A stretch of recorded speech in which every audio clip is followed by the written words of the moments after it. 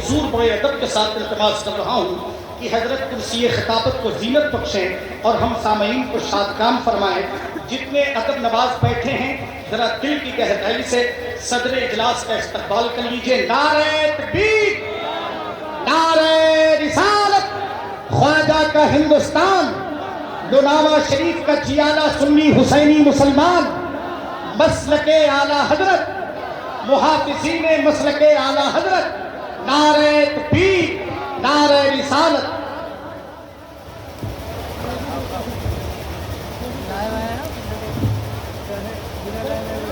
نحمده ونصلي ونسلم على رسوله الكريم اما بعد اعوذ بالله من الشيطان الرجيم بسم الله الرحمن الرحيم فقد قال الله تعالى في القرآن المجيد والفرقان الحميد وعلم آدم الأسماء كلها وقال النبي صلى الله تعالى عليه وسلم طلب العلم فريضة على كل مسلم أو كما قال حبيبنا الكريم صلى الله تعالى عليه وسلم صدق الله العظيم وصدق رسوله النبي الأمين المكين الكريم ونحن على ذلك لمن الشاهدين والشاكرين والحمد لله رب العالمين۔ حضرات محترم،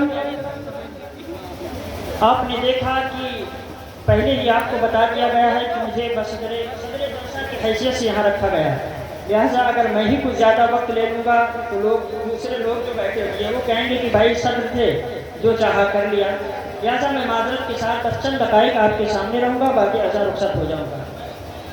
حضرات محترم، درود پاک پڑھیں۔ اللہ رب محمد صلی اللہ علیہ وسلم نحن عباد محمد صلی اللہ علیہ وسلم۔ شاعر کہتا ہے غم حبیب کو سینے میں پال رکھا ہے، غم حبیب کو سینے میں پال رکھا ہے، یہی نجات کا رستہ نکال رکھا ہے۔ غم حبیب کو سینے میں پال رکھا ہے، یہی نجات کا رستہ نکال رکھا ہے۔ ہمارا سینہ اور اس میں غم حبیب خدا، خدا کا شکر ہے گدڑی میں لال رکھا ہے۔ ہمارا سینہ اور اس میں غم حبیب خدا، خدا کا شکر ہے گدڑی میں لال رکھا ہے۔ مقام صحابہ پہ ان کا معجزہ دیکھو، مقام صحابہ پہ یہ ان کا معجزہ دیکھو، علی کے واسطے سورج نکال رکھا ہے۔ مقام صحابہ پہ یہ ان کا معجزہ دیکھو، علی کے واسطے سورج نکال رکھا ہے۔ اور صحابہ پی لیں کمی کچھ نہ ہوگا پانی میں، صحابہ پی لیں کمی کچھ نہ ہوگا پانی میں، نبی نے ہاتھ سے چشمہ ابال رکھا ہے۔ صحابہ پی لیں کمی کچھ نہ ہوگا پانی میں، نبی نے ہاتھ سے چشمہ ابال رکھا ہے۔ درود پاک پڑھیں۔ اللہ رب محمد صلی اللہ علیہ وسلم نحن عباد محمد صلی اللہ علیہ وسلم۔ حضرات محترم، میں بہتر و مناسب یہ سمجھتا ہوں کہ علم کے حوالے سے ادب و فضیلت علم پر کچھ چند دقائق میں گفتگو کروں، بعد ازاں رخصت ہو جاؤں۔ حضرات آپ یہ سمجھیں کہ علم اللہ تبارک و تعالیٰ کی ایک ایسی عظیم نعمت ہے جس کی قدر و قیمت کا اندازہ اس مادی دنیا میں ہمیں صحیح طریقے پر نہیں ہے۔ اللہ تبارک و تعالیٰ نے علم کو ایک ایسا عظیم اور جو ہے ایسا قیمتی خزانہ بنایا ہے جس سے اپنے قرآن کو اللہ تبارک و تعالیٰ نے مزین فرمایا ہے۔ اللہ تبارک و تعالیٰ نے اس دنیا میں جب سب سے پہلے نبی حضرت آدم علیہ السلام کو بھیجا، مبعوث فرمایا، اور جن سے انسانیت کا جو ہے آغاز ہوتا ہے، یعنی جن سے انسانیت کی تاریخ کا آغاز ہوتا ہے، ان کا جب تذکرہ کیا ہے تو اللہ تبارک و تعالیٰ نے قرآن مجید میں اس طرح ان کا تذکرہ کیا کہ ان کو علم کی فضیلت سے نوازتے ہوئے تذکرہ کیا، اور فرشتوں پر ان کی ترجیح، ان کی فضیلت، ان کی ڈومیننس کو بیان کیا اور بتا دیا، ان کی ایک ہی فضیلت کو بیان کیا رب قدیر نے، اور فرمایا وَعَلَّمَ آدَمَ الْأَسْمَاءَ كُلَّهَا، کہ اللہ تبارک و تعالیٰ نے حضرت آدم کو تمامی کے تمامی اسماء سکھا دیے۔ حضرات آپ اس آیت مبارکہ کو جب پڑھیں گے تو دیکھیں گے کہ رب قدیر نے حضرت آدم علیہ السلام کو سارے کے سارے علوم دے دیے تھے، سارے نالج کو دے دیا تھا۔ حضرات رب فرماتا ہے کلھا، یعنی تمامی اسماء کو رب قدیر نے حضرت آدم کو سکھا دیا تھا۔ اس سے یہ پتا چلا کہ جتنے بھی علوم ہیں یہ اسلام میں داخل ہیں، اسلام سے الگ نہیں ہیں، اسلام سے وہ الگ نہیں ہیں۔ بھئی تو آپ سمجھیں، دیکھیں آپ آئے دیکھیں کہ لوگ یہاں پر علم کو بانٹ دیتے ہیں، یعنی علم تفسیر کو الگ کرتے، علم فقہ کو الگ کرتے، اصول فقہ کو الگ کرتے ہیں۔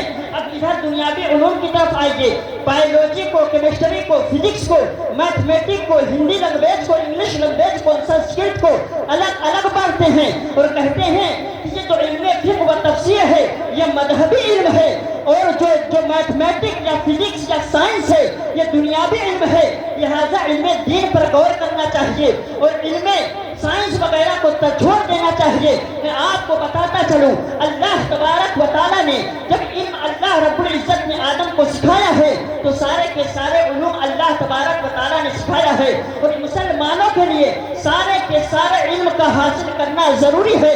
آپ اس کو ایک مثال سے سمجھے، پہلی تو کہ دیکھیں اسلام میں یہ جو علوم کے جو تقسیم اسلام میں پہلے نہ تھے، یعنی اسلام میں جو ہے سائنس بھی پڑھایا جاتا تھا، فزکس بایولوجی بھی پڑھائی جاتی تھی، کیمسٹری بھی پڑھائی جاتی تھی، علم فقہ، علم تفسیر، علم قرآن بھی پڑھایا جاتا تھا، لیکن جب انگریزوں کا دورہ آیا، برٹش جو ہے رول آیا، تو انہوں نے ڈائیورسٹی پیدا کر دیا، انہوں نے اس میں تمیز پیدا کر دیا، یعنی دین کے علوم کو الگ کر دیا، دنیاوی علوم کو الگ کر دیا، اور ان کے اس کو اس طرح کرنے کا وہ جو ہے طریقہ یہ تھا، یعنی ان کی سوچ، ان کی فکر یہ تھی کہ اگر ہم ان علوم کو بانٹ دیں گے، تقسیم کر دیں گے، یعنی شرعی علم کو الگ کر دیں گے اور دنیاوی علم کو الگ کر دیں گے، تو فائدہ یہ ہوگا جو بندہ یا جو بچہ مدرسے میں پڑھنے جائے گا اسے آفاق کا علم نہ ہوگا، دنیا کا علم نہ ہوگا، سائنس کا علم نہ ہوگا، ٹیکنالوجی کا علم نہ ہوگا، اور جو بچہ کالجز میں جائے گا،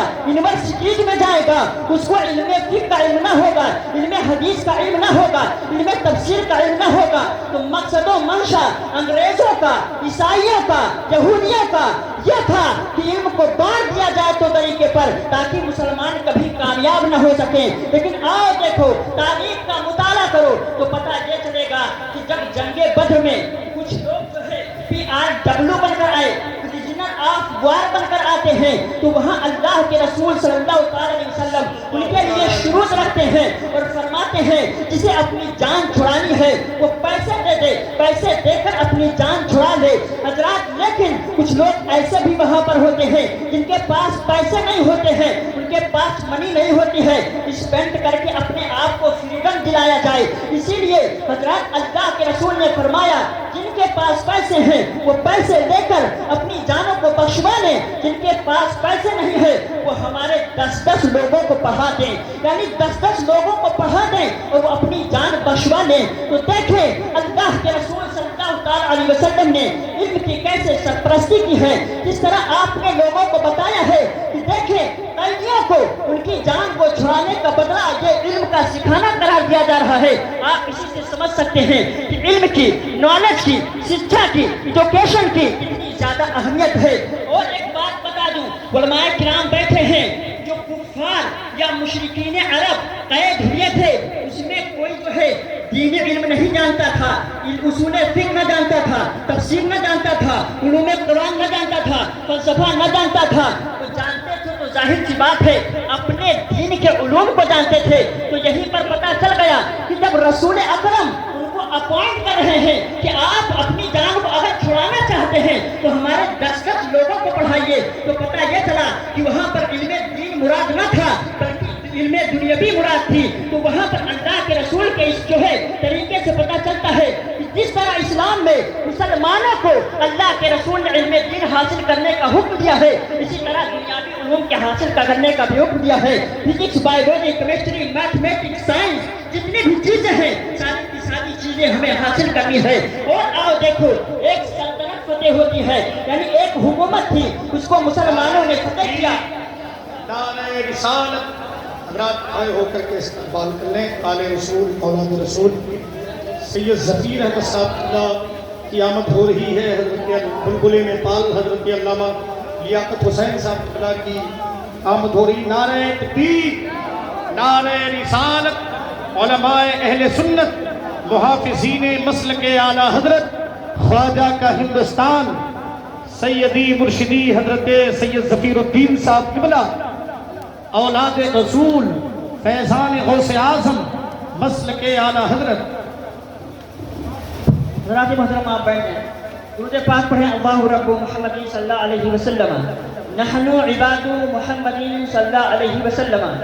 حضرات آپ مخاطب ہو جائیں. دیکھیے اللہ کے رسول صلی اللہ تعالی علیہ وسلم نے قیدیوں کو چھوڑنے کے لیے یہ شرط لگائی کہ یا تو پیسے دے کر اپنی جان کو چھڑا دو, اگر پیسے نہ ہو تو ہمارے 10 لوگوں کو پڑھا دو, اپنی جانوں کو چھڑا لو. تو اس سے یہ پتہ چلتا ہے کہ علم کی اہمیت کتنی ہے, ایجوکیشن کا وقار کیا ہے. حضرات محترم, آپ اپنے بچوں کو, اپنے بھائیوں کو, اپنے جو آپ کے قریبی لوگ ہیں ان کو پڑھنے کی تلقین کریں. پڑھنے کے لیے آپ ان کو پڑھانے کے لیے محنت و مشقت کریں. دیکھیے اللہ کے رسول صلی اللہ علیہ وسلم نے علم حاصل کرنے کے لیے کس طرح ترغیب دی ہے.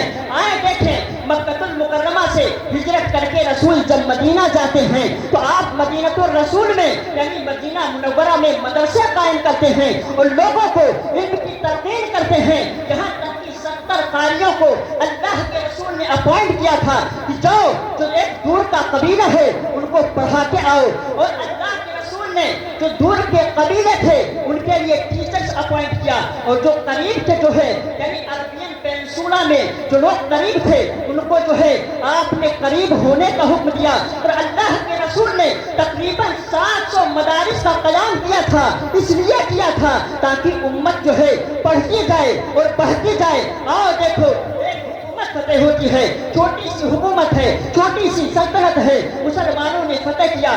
جب فتح کر لیتے ہیں ان لوگوں نے آزادی مانگی, فریڈم مانگا, کہا ہمیں آزاد کر دو, ہم آزادی چاہتے ہیں.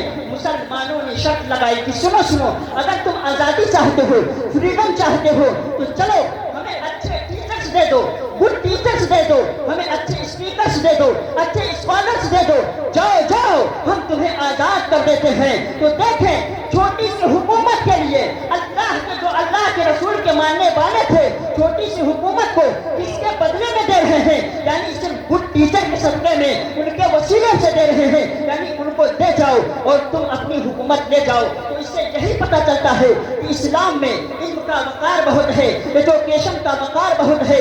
شکشت ہونے کا مرتبہ الگ ہے. آپ کو شکشت ہونا ہے, چاہے وہ علم دین ہو چاہے وہ علم دنیا ہو. آپ کو ہر لائن میں جانا ہے. میڈیکل سائنس بھی پڑھنی ہے, بایولوجی کیمسٹری بھی پڑھنی ہے, یعنی کہ آپ انجینئر بھی بنے, ڈاکٹرز بھی بنے اور آپ جو ہے سائنسداں بھی بنے. ساتھ ہی ساتھ اپنے بچوں کو عالم بنانے کی بھی کوشش کریں.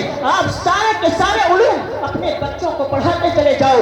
آنے والے وقت میں چیلنج کے ساتھ کہتا ہوں دنیا ہمارے قدم کو چومے گی. جب اسلام کی پہلی صدی تھی, پہلی صدی میں جب انہوں نے کاروان پہ کاروان چلائے, اور دیکھو ایک اسکالر ہے, یعنی ایک اسکالر ہے عرب کا نہیں ہے بلکہ وہ ویسٹرن کا ہے. ویسٹرن کا اسکالر جو ہے رابرٹ بریفائڈ اپنی کتاب دا میکنگ آف ہیومینٹی میں لکھتا ہے کہ اے لوگوں سنو, اگر جو لوگ ہے یہ جو مسلمان تھے, مسلمانوں کا کردار یہ تھا, ان کے وزراء ان کے حکمران جب چلتے تھے تو یہ لوگ اپنے ساتھ کتابوں کو لے کر چلتے تھے, علماء کو لے کر چلتے تھے, اپنے آفیسز کے اپنے مکاتب کے یہ لوگ کام ختم کر کے فوراً لائبریریز میں اٹھ جاتے تھے. اور جب یہ لوگ مساجد بنواتے تھے تو مسجد سے اٹیچ مدرسہ اور اسکول بناتے تھے تاکہ جو نماز پڑھنے جائے وہ علم حاصل کر کے جائے. تو حضرات یہ ہے علم کا وقار. آپ کو علم کے اوپر زیادہ توجہ دینی چاہیے. آپ مدارس بنوائیے, کالجز بنوائیے, یونیورسٹیز بنوائیے, ان سب چیزوں پہ پیسے خرچ کیجیے, اتحاد رکھیے اور اتحاد رکھ کر کام کرتے چلے جائیے. آپ کے علاقے کا بھی نام روشن ہوگا, آپ کے ملک ہندوستان کا بھی نام روشن ہوگا اور امت مسلمہ کا بھی نام روشن ہوگا. رب قدیر کی بارگاہ میں دعا ہے مولا تعالیٰ بولنے میں لفظ مان عمدن صاحب خطان کوئی غلطی اسے معاف فرمائے. استغفر اللہ ربی من کل ذنب واتوب الیہ. لا الہ الا اللہ محمد رسول اللہ صلی اللہ تعالی علیہ وسلم.